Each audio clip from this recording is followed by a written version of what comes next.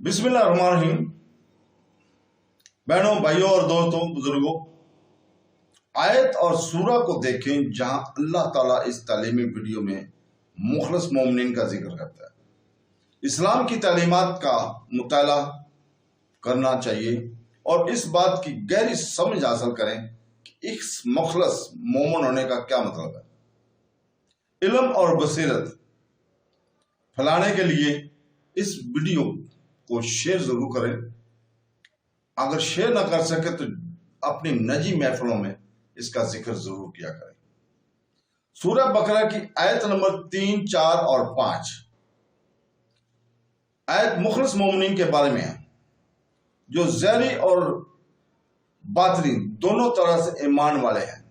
इसके बाद 2 आयतें इन लोगों के बारे में हैं जो ज़ाहिरी और बातिनी दोनों तरह से काफिर हैं, और इसके लिए बाद 13 आयतें मुनाफिकीन के बारे में हैं जो कि बातन में काफिर हैं और अपने आप को मुसलमान जाहिर करते हैं। आयत के इस हिस्से में मुत्तकी लोगों का एक वसफ बयान किया गया है कि वो लोग बगैर देखे ईमान लाते हैं, यानी वो इन तमाम चीजों पर ईमान लाते हैं जो इनकी निगाहों से पोशीदा है।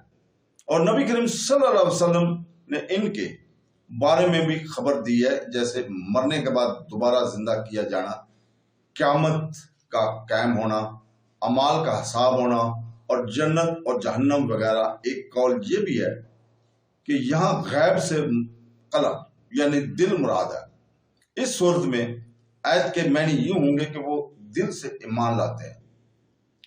तो दोस्तों, ईमान और गैब से मुतल्लिक चंद अहम बातें इस आयत में ईमान और गैब का जिक्र हुआ है, इसलिए इनसे मुतल्लिक चंद अहम बातें याद रखें।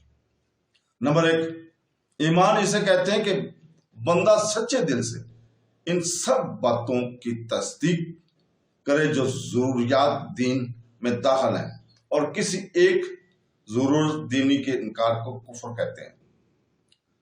अमल ईमान में दाखिल नहीं होते उन्हें, इसलिए कुरान पाक में ईमान के साथ अमल का जुदागाना जिक्र किया जाता है, जैसे इस आयत में भी ईमान के जिक्र अलग तौर पर किया गया है। नंबर 3, गैब वो है जो हमसे पोशीदा है और हम अपने हवास जैसे देखते हैं, छोटे वगैरह से और बदवी तौर पर अक्ल से इस मालूम ना कर सके। गैब की 2 किस्में हैं।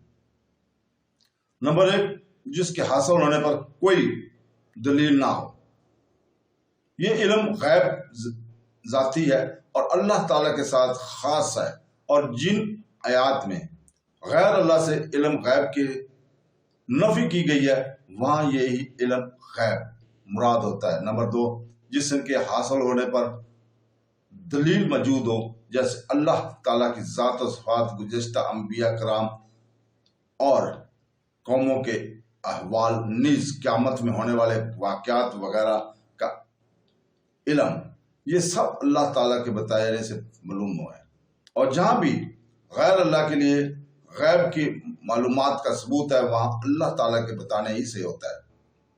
अल्लाह ताला के बताए हुए बगैर किसी के लिए एक ज़र्रे का इल्म गैब मिलना कतई कुफ्र है।